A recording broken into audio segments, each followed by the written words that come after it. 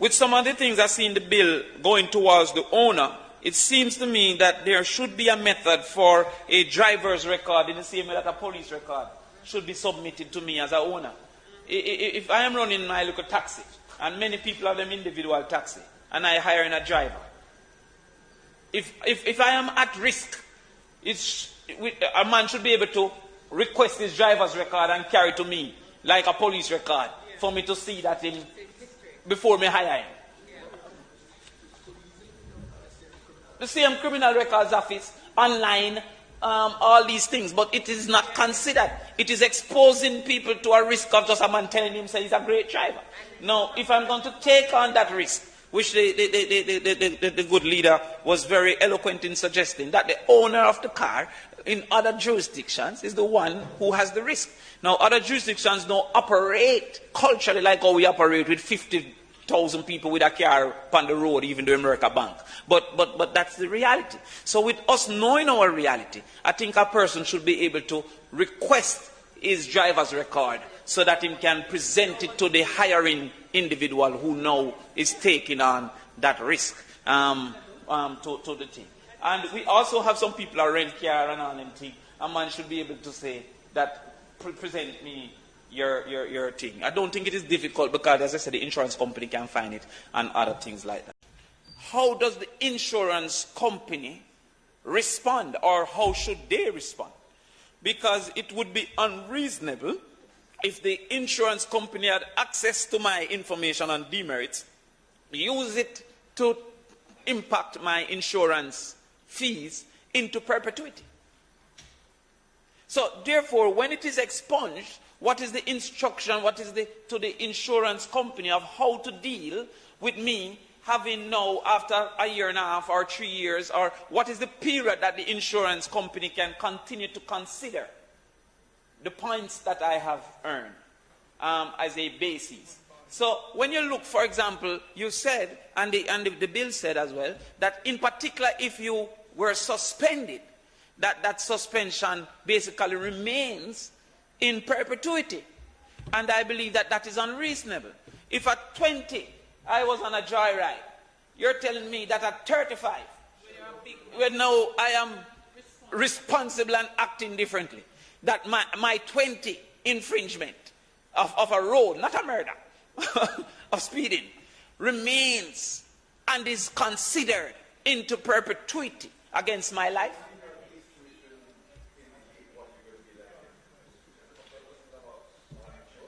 Yes?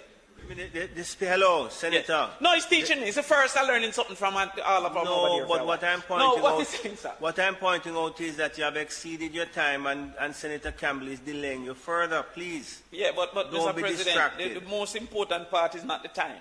It's the bill. It's the regulation. Important part for me right here now is the time still in all right. Between well, what I've heard, Mr. President, is your actions at 20 might actually be an indicator of how you will act at 30. However, with 10 years of not having acted in that way, I think it is reasonable to suggest that you have learned your lesson. And that lesson might come from, you see, that's a reasonable man, he says, good point. But that lesson might come from having had a ticket or having had a suspension in the first place. I don't believe perpetuities are reasonable. Now, it might be 10, it might be 15, but I'm saying that clause that says that at any point you perceive that the vehicle is operating in contravention of a license, that the police can ask you to submit the vehicle. Now, I love how the leader of government business is agreeing with me, taking the notes, sending it out. Madam Leader of Government Business, you also said that every vehicle must remain registered. Good. So to submit suggests to take it to the area of analysis.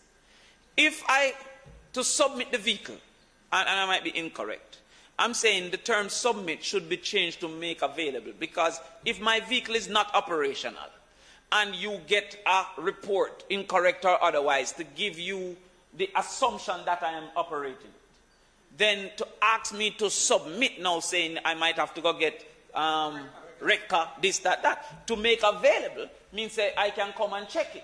Right. To say, oh, it's not operational, whatever. Right. So,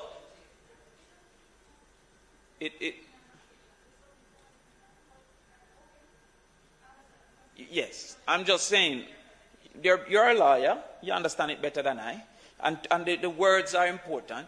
When I read the term submit, I understood to take it in. And because you're saying that that vehicle wasn't necessarily stopped on the road by the police or anything, it says any reason to presume it is being used, which could mean a call. I'm saying maybe we should look at to. I'll find it and send to you. Yes. I'll find it and send to you. Right. I'll find it.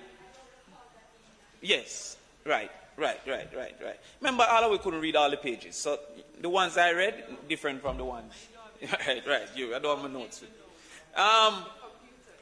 Demerit points, and I didn't understand some of the things that you said, but there's a lot of areas of 10 but under 15, 15 but under 20, for 15 months. The other thing we saw, Mr. President, of concern was the learner's license.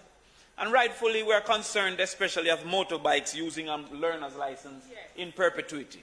However, what was suggested as the solution seems unreasonable and unlikely to work. It says that a person with a learner's license operating a motorcycle, Senator Bunting, should have 6 meters or 6 feet away another person on another motorbike who is his trainer. No. If they have on a helmet, it means that there's no way they can communicate, because it's a telephone. Same can use in two-way radio, which you shouldn't be using while using a motorbike. And the person who is riding, whether at the front or the back, should be focused on the road. So how would he give signal instruction to the person?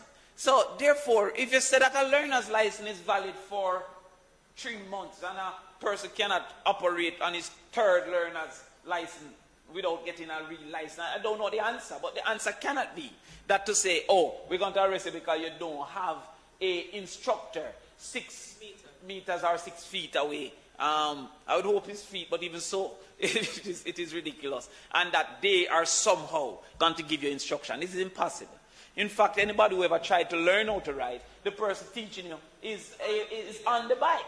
And the person being on the bike is holding one of the clutch thing and trying to teach you how to ride. So therefore, to say that the learner should not have a person on the back is actually counter to how people learn how to ride. So I don't, it's things that make you go, I saw some things that I found to be great concern. One of which is a focus regulations on age.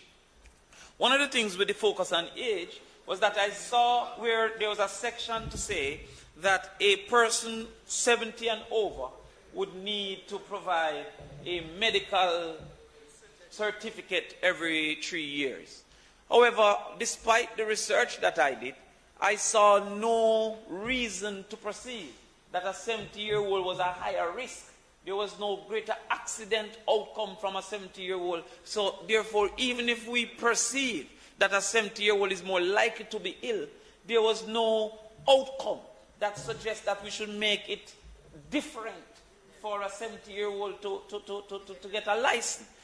Whether it is because most of them were not getting a license, or whether it is because they drive more careful, Mr. President, there was not a evidence or a circumstance to say that a 70-year-old was a higher risk and by extension needed greater intervention. There was nothing to suggest that, Senator Gale. And so therefore, if there is no greater accident outcome for the 50 or the 60 or the 70 or the 80-year-old, why is it that you are making it a requirement, a line of resistance for a person that you don't see an outcome? Senator Braham, I don't see why that was so. It is a presumption of ill health that was unnecessary.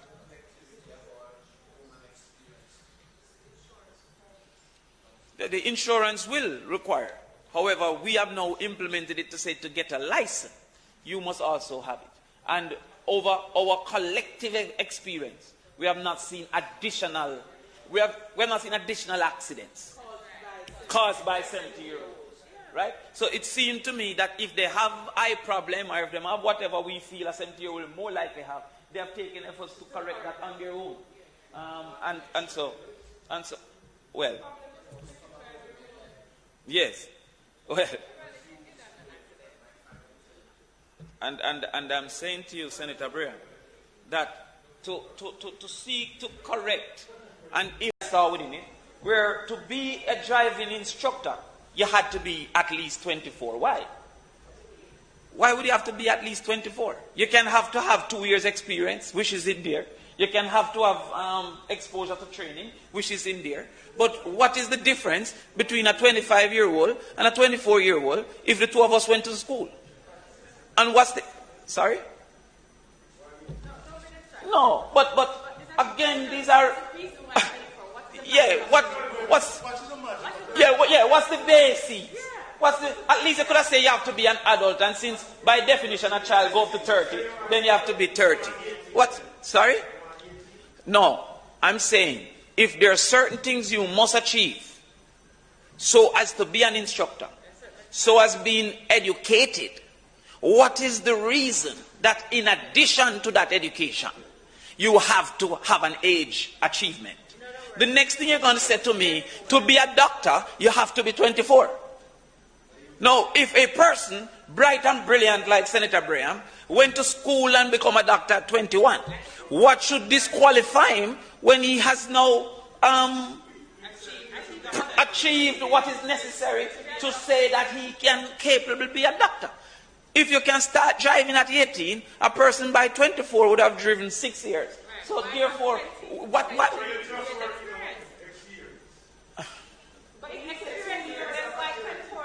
You see, Olana, it is not our duty to defend what is before us. Because if you say experience, no, but let us discuss what you said. You said the experience. The only thing a 24-year-old can declare of experience is life experience. Because if he never started driving until he's 23, at 24 he doesn't have more driving experience than the person who started at 18 and is 23. So therefore, the assumption that you automatically, then the bill should say no less than 6 years driving experience. Because 24 don't automatically do that. It don't Again, I'm saying, if I want to market my driving school as a driving school which have police record and guaranteed safety and all of that. No. Yes, but I'm saying that increased government control of the lives of the people with unnecessary means. The driving instructor based on this bill should be able to teach a person how to drive. If a man did thief some aki, or he may hustle some weed, or... No, that's in the regulation. That a person must get to own the school. That a person must get a police record. Why is that so? I'm not saying a problem. I'm saying why is it there? What is the... I'm saying that is just greater red tape that is unnecessary for a driving school. But let me move on to another one that might not have less controversy and resistance. Why he has to have a classroom for a driving school? Suppose I online me I teach my thing. Why me have to have a classroom? Suppose I'm going to your yard and teach upon your veranda. What would be the reason that a regulation say that to have a driving school I must have a physical classroom approved by KSAC? And what's the sense in that? What's it? Yeah, that's just a way now to make only 10 men have a driving school. So therefore, these are things. And the leader of government business herself accepted that the vast majority of learning experience happening in the family. It don't happen in the driving schools. So therefore, if you say that a driving school must have a trained instructor with a particular certification and a particular type of vehicle that operates in a particular type of way, understandable. But in today's day, that the Ministry of Education recently had summer school, the majority of the children was online. You're saying that I must have a physical classroom, specific area for public passenger vehicle. And on the face of it, we're all in agreement, public passenger vehicle must be of great concern. However, the items that I saw within that area, in the main, wasn't reserved for public passenger vehicles. There was a item, I think, subsection 6, I don't want to get carried away, but it says that the gas must be put in from outside the vehicle. That does sound like every vehicle to me. It said that if it used screw, it must be fitted properly and it must be threaded. That sounds like every vehicle to me. So therefore, if these are things that every vehicle should have, why is there a section? There might be some, I didn't see any, but the ones that I read were that the chassis must be welded on both sides. That sounds like every vehicle. Should you allow a vehicle that is not a public passenger vehicle to drive with a half-welded chassis? I don't know. I'm not. Yeah, I'm saying it seemed to be for all vehicles. Now, while it is that the public passenger vehicle, the owner and operator put more persons in the vehicle at risk. All vehicles put people at risk because you don't have to be in the vehicle to be a part of an accident. You don't have to be within the vehicle being operated to be a part of an accident. So I'm asking. No, I thought that he had heard the warning on a number of occasions. The speaker's time has expired.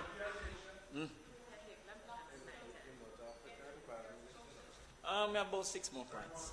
But if Mr. President, might the speaker's time having expired, might he be permitted to complete his presentation? Yeah, members would have heard the question, no doubt, and also the sort of a response that he would need 6 minutes. But may the speaker be given time to complete his presentation. No, I said 16, Mr. President. Those in favor? Yes, thank you. Against? Thank you, Senator. The other thing I saw, Mr. President, was the disabled use of the sidewalks. And Senator Floyd, immediately I said, but there must also be equal understanding that we need access to the sidewalks. A vast number of our sidewalks don't have the ramp access. And even those with ramp access, there's very limited rules of how what do they call that thing? The light posts and the other companies that use the road, how do they use the sidewalk? Sometimes you have a line around across and on the area and stuff like that. So access to the sidewalk is something that would be necessary for the implementation of how the disabled use the roads. Because it says, Senator Bunting and Senator Floyd Morris, that the disabled should use the sidewalk for whether hand-operated or motor, when the conditions of our sidewalk may necessitate the disabled using the road. Right? Now, we know that they have a copy, each of them have a copy of our manifesto on their decks. They can look to see where we said, reference, 5% of the budget for what they call a capital budget, we believe should be dedicated to alleviating some of the issues being faced by the disabled in our yes. No, they didn't see that. Yes, we are having this problem. They don't have yes. Yeah, I want them to copy that one. So 5% from the capital budget so that this can be properly implemented. From the same man. If this is my second bike and I already have a helmet, why would I have to buy an helmet? When you already say in the law, operating the bike without a helmet is an offense. There's nothing to defend in that. It's a reasonable question that might have a reasonable answer. But the answers I've been told is not reasonable.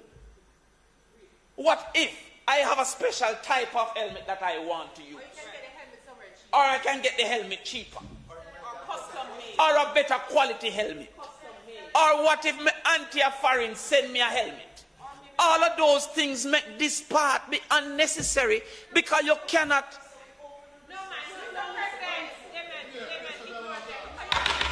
Hello, members on both sides, please allow the senator to continue his contribution. Mr. President. In silence. Mr. President, the risk that exists in a operation of a motorcycle is in the operation of the cycle without an helmet, not in the purchase of the cycle without an helmet. The law already speaks to the operation and the negative outcomes from the operation. One could increase the penalty, one could increase the negatives, but one does not have to tie the purchase of a bike to the purchase of an helmet at the same exact place, at the same. It's anti-competitive. What section is that? What section? Don't tell him, Mr. President, it's my last moment work. I know you want to. But I had it. Yeah? Yes. It's out of memory. But yes, please find the section for me. So therefore, you have to operate the bike with your helmet. Because I can get a bike last month, crash the bike, and get a new bike, and now have two helmets. To whom? Nobody would need a helmet, because every time to correct what's the mischief, what's the grievance, I saw no mischief that they were trying to correct. The other thing I found to be contrary, Mr. President, was the clause which says that a person who is buying a bike must at the same time buy a helmet from the person who is selling the bike. So the person who is selling the bike must ensure that upon purchasing the bike, you also purchase a helmet. Now, as a businessman in training, Senator Webby, what if I want to have a helmet store? There's no more need for a helmet store. Because, wait, no man, give me a chance. Because you would have now spent on a bike and a helmet. Now, secondly, and more importantly, what if this is my second bike? If this is my second bike, where the first bike is no longer in operation, what do I do with my first helmet?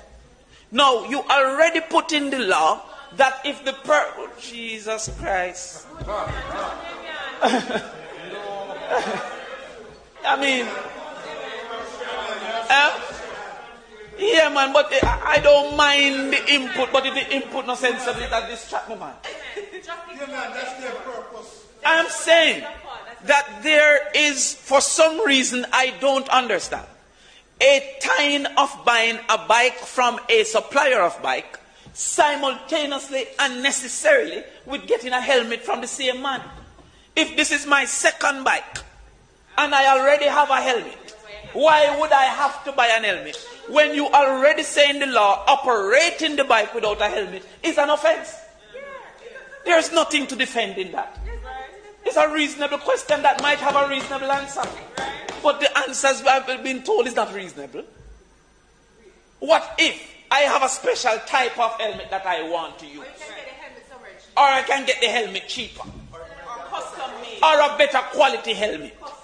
Or what if my auntie or foreign send me a helmet? All of those things make this part be unnecessary because you cannot. We have also, as a society, not used the period that we have the majority of our citizenry captive. That all of us goes through the school experience. Some of this $1 billion raised from the ticketing system should be dedicated, in my opinion, to having road classes or whatever that is called, driving ed, in schools. If it's even just the academic portion, so that our citizens, that might not have been necessary in 1983 when you hear an engineer who says Mass John, call him have a car. Now that everybody and him granny have a car or an access to a vehicle, it seems to me necessary that within our school systems, we could fund the driving ed. And I'm not sure of how much hours exposure you may need. So it may be that it is for a term, it may be it is for a half a term, or whatever it is, that at least, and now that you have, my great senator, all these artificial intelligence, that you don't have to drive a car, you have simulation and all of that. $1 billion a year, some of that should be used to this effort. Indeed, it is my opinion that if our students are exposed, because one of the reasons I promote education and marketing, societal marketing, is because I presume that they want to do good.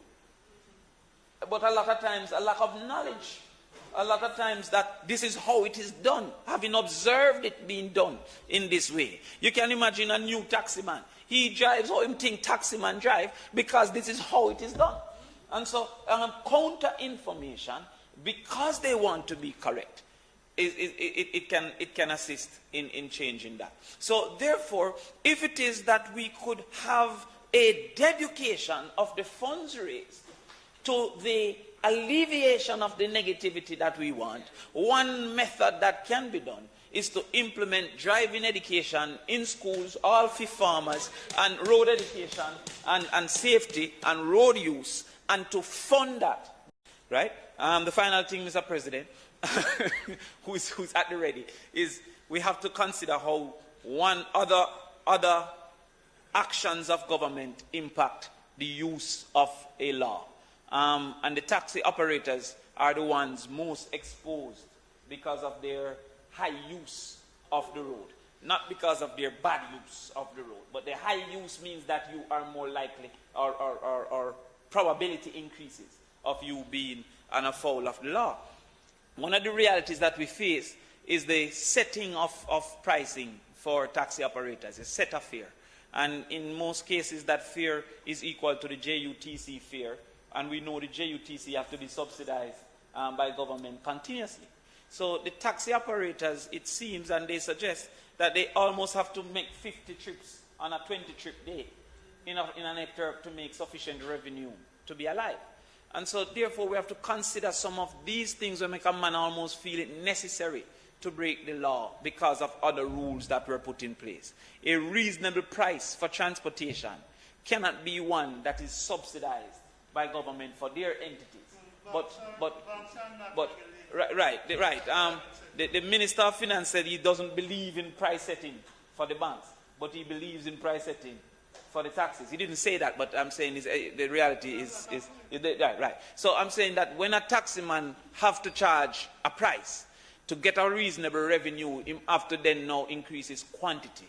And in that effort, not protecting him, not suggesting it's correct, they have misused the roads. And so we have to now consider that price-revenue relationship so that they don't feel the need to be lawbreakers. So, Mr. President, with that, I thank you, and that's my purpose. What's the core objective? What's the major outcome that the government intends to achieve from the implementation of this bill?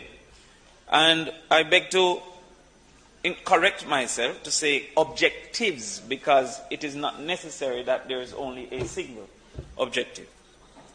Mr. President, more and more research is being done in governments having an objective of raising revenue from efforts such as ticketing systems. In fact, but you know, you hear me say it, I might just say, in fact, that is not the intent of this government. You don't hear her say it. But there's more and more evidence. There's more and more evidence that governments has as a objective, one of their objectives, the revenue that can be earned from ticketing systems. In fact, last year, the Economic and Social Survey of Jamaica suggested that in 2021, the government of Jamaica raised $968 million from issuing 476,879 tickets.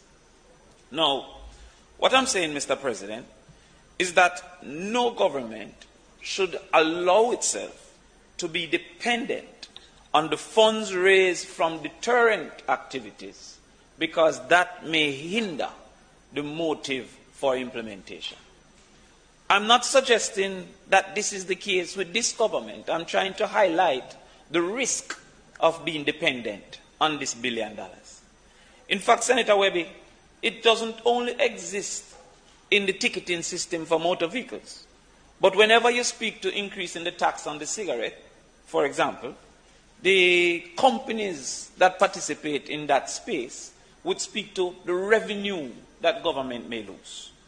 In fact, currently we're speaking about sugary drinks and the tax on sugary drinks.